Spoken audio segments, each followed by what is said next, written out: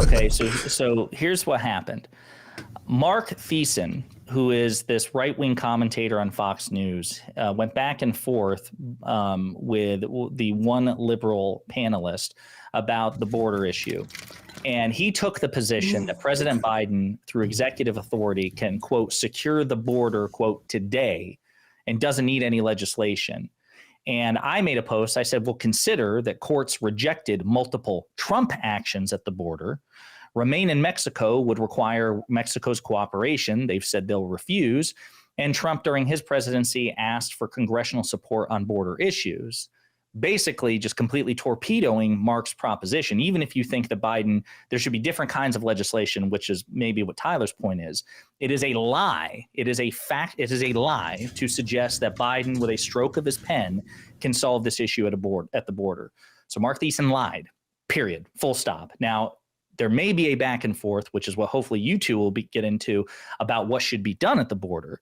But I just want to say, if anyone, hopefully, Tyler, you're not going to say this. If anyone says that Biden can, with a stroke of a pen, solve the issue at the border, they're lying. So that's what triggered this. It depends on what the issue at the border is. I would say that, and I'm guessing here on the estimates, I'm going to use their number of 6 to 8 million. What the Biden administration wants to do is let those people in and get them working immediately. So there's no issue for the Biden administration. This is the policy that they're setting up. This is how that they're interpreting how the DHS's parole authority. This is how they're interpreting different things. There was a law changed by Obama in 2010. I got it all in my notes. We'll gradually get to, but the issue for Republicans is they're saying an invasion. I am not going to argue that point. It's stupid. It's really stupid. The actual issue with the voters is that we're getting more people here from other countries, legally, potentially illegally. We'll see how the court cases turn out or whatever. We're getting too many people here that are flooding cities. And it's a problem. And a lot of them are coming with crime because in countries like Venezuela, they're actually expediting their criminals up.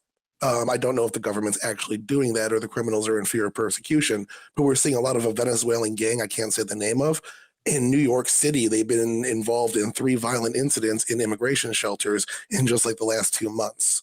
So we're getting a lot of bad hombres, and let's just say they're not sending their best.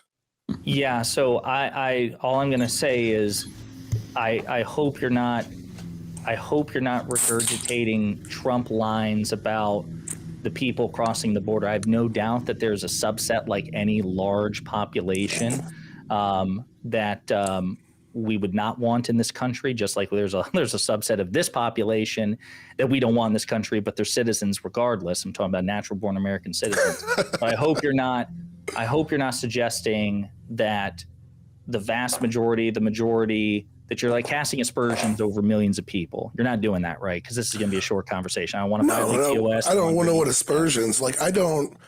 In terms of immigration, I would agree with the Biden administration that we kind of need these workers. I just don't like the way he's bringing them in with the visa programs that he's using, with the tactics that he's using, with expanded definitions. I got to look at my notes. In 2010, Obama passed a bill. Well, hang on. Hang on. So because again, Cypher is going to be your primary opponent. I'm just trying to set the parameters. And I said that we agree that when Fox News and Republicans say that Biden can solve the border issue with effective action, we all agree that's a lie. Right? I don't think executive action is it. I do agree Biden could do a lot of things differently on the border through DHS policy. Right. So the answer is yes. The answer is yes. You agree that when people say Biden can solve the issue with executive action, it's a lie. But that you think Biden can do more than what he's doing. I don't honestly know what his powers are through executive action, what the limits are, what the laws are. So I would lean towards no. I'd lean towards you being right. But if somebody presented me with something that showed I was wrong, I would happily accept it. I'm not confident enough to say yes. So I'll jump in on this. So to many Republicans, not Tyler here, because he's clearly a little bit more moderate than some of the MAGA base. A lot of Republicans want these people to be simply sitting in prison while they wait their trials, whether that is an asylum hearing or what have you. To them, Biden could solve the immigration issue by simply, quote unquote, following the law and putting these people in detention centers. Now, we don't have enough detention centers, which is why the Senate bill had detention center money in it. But that is what they're saying that can happen. So that's what they think, because they wrongly believe that you can deter people from trying to cross the border by putting people in prison. You can't. That is not going to happen. It doesn't work. A person was on Fresh Air 2 or 3 weeks ago. He wrote a new book. I don't remember his name, but Everyone That Is There Is Here is roughly the name of the title of the book. And it explores the entire immigration issue since 1960, once immigration laws were changed for the better, and how people in United States policy created a lot of push factors in Latin American countries to push them into the United States.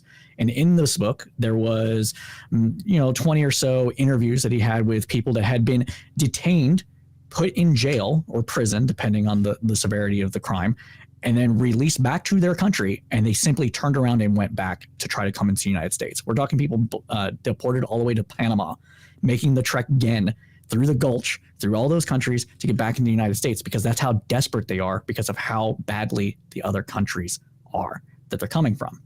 So this idea that we're going to simply imprison our way out of this problem is fool's errand, and it's not going to work. But a lot of Republicans believe that it will. I'd say most of them agree with you on that. Because, okay, so we're talking about 4 different categories of people here. So we got to take the traditional illegal immigrant, the person that hops the border, never gets caught by security. They're called gotaways. We get about 600,000 to 700,000 of those a year.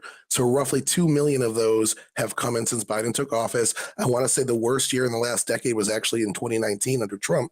That was the most gotaways in the last, at least since Obama. Yeah. So, but it's about 700,000 a year, 600,000 a year. It's not that varying, worse the best. So that's the illegal immigration. Now, what the Republicans are claiming, and I'm more of a Clinton Democrat, independent, so like I don't really know where I fall nowadays, but what the Republicans are claiming is the laws that are being not followed are Biden's visa plans. There's 20 Republican states suing him right now for his one visa plan that allows 360,000 visas from Cuba, Haiti, Nicaragua, and Venezuela. And that's about 30,000 people a month. And again, from Venezuela, we see a lot of them have a very high criminality rate as Venezuela's criminality rate drops. So they're kind of sending some bad people here that aren't being vetted properly. And they're doing this through an application that the Biden administration invented by bypassing Congress. So they're saying that this visa program is illegal. It is illegal, but it's illegal for a number of different reasons. One, you can't turn people away for asylum claims by the courts. Courts overturned that during the Trump administration. Biden, the reason that the CPB1 app was changed into the apps existed for a while, but why there was things added to it was in order to try to make the people that are trying to come into the country, instead of having this wave of people doing it, it's going to like stagger it more, because you're telling people to wait 9+ months to get their hearing, and it kind of pre-processes them while they get their hearing. But it's saying if you try to cross the border while you're under this, your asylum is going to be instantly denied. Your claim to get in the United States is going to be instantly denied. You're going to be instantly deported. So if we see you, you're deported, and you have to wait. And that is designed to try to make the border crossings more manageable under the current funding and personnel that is currently there. Cool. To me, this is a great program. Sorry. No, to me, I'm just saying that to me, this is a great program because it's trying to actually tackle what the crisis actually is, which is a surge of people trying to cross. It's not saying that they're going to admit every single person that applies for this, because a lot of them are going to be summarily denied. And there's also there was this deal with Mexico that like, if we let these people in, you have to take so many people back. So anybody that would turn around and deport back, it's a 1-to-1. I had a really weird debate with a libertarian. Was like, it's 0 people coming. I'm like, yeah, no, but it's more people coming. Beside the point. Either way, it's designed to be done in a way that allows some people to come in a more orderly fashion while also expediting the removals. I get what you're saying. I get the intent behind it. What I'm trying to talk about more is the intent of the Biden administration and DHS and Mayorkas. They are reading these provisions in a way that allows them to open up the amount of people we take in on visas substantially. And legality aside, we can put the legality aside for now.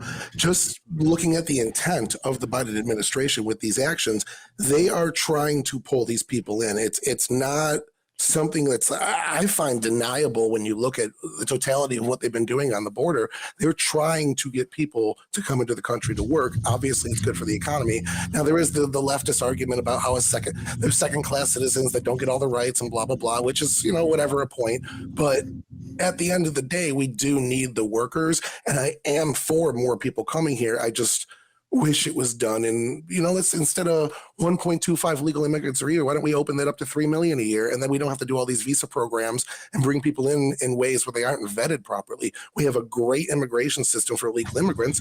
Just open that up. And that's kind of my point here is like. So again, as this isn't a formal debate, this is going to be a conversation. I don't want to overwhelm you, Tyler, but number one, I just reject the idea that we have a great immigration system. Immigration experts around the world say that ours is entirely too convoluted. It's out of date. As a matter of fact, hey, Tyler, please don't blow in the microphone. Yeah. Sorry. Yeah. And so even Republicans admit it too, that it needs to be updated. It hasn't been updated to modern times and modern rates of immigration and modern standards in 40 years. It needs to be changed. So I completely disagree that we have a great legal immigration system here. But the other thing is, I'm sorry, I meant them results. Like, we don't take in terrorists on our borders and shit. I'm sorry. He means like the processing, the vetting, how we deal with illegal immigration, not necessarily how we actually do everything else. Sure. I'm sure we have an excellent vetting program. I'll agree with you there. But as far as the visa program, now maybe Cypher has more information than me because this is not like my exclusive area. But as I mentioned to you, Tyler, my beef with this is the visa program, which is currently being litigated, has never been, from what I have heard and seen from Republicans, at the center of their claims about Biden's actions or inactions at the border. I don't hear Ted Cruz and others saying he's increasing the number of visas at the border extrajudiciously. That's not what I hear. What I hear instead is I hear about Title 42. I hear about Remain in Mexico.